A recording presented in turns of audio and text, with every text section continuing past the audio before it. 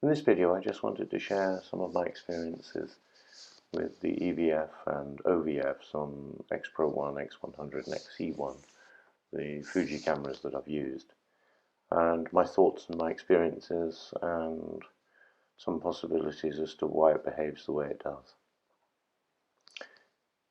First of all, I used the X100 that my father gave me, and the X100 I found that the electronic viewfinder was very pixely. And that caused me a bit of a problem in terms of trying to see whether it was all good or not. So I ended up using the optical viewfinder very much more.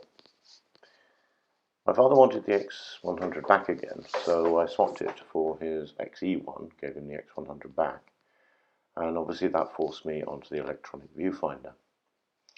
And the one thing I noticed on that is that not only did I get a pixelated picture in the first place, which made it very difficult for me, but I also found that I had a much greater lag on that, or at least it felt like a greater lag.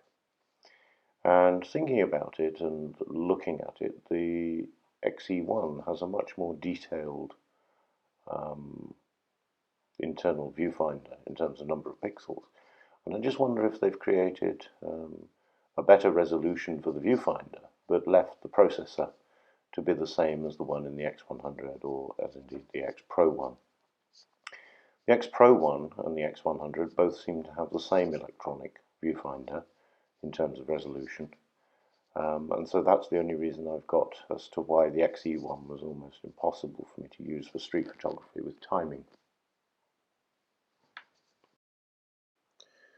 Moving on then to the X Pro1, obviously I returned back to the optical viewfinder, but using the 18 to 55mm lens on it, I found that the framing lines were very misaligned to where the picture actually ended up being, so much so that it took a bit of practice to work out where.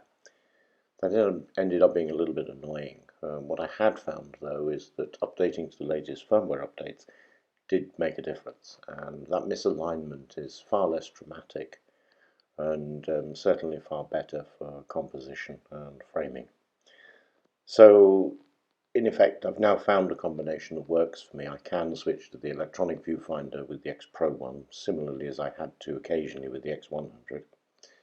And with the firmware update on the X Pro1, certainly that makes the workability, the usability of the zoom lens far more effective.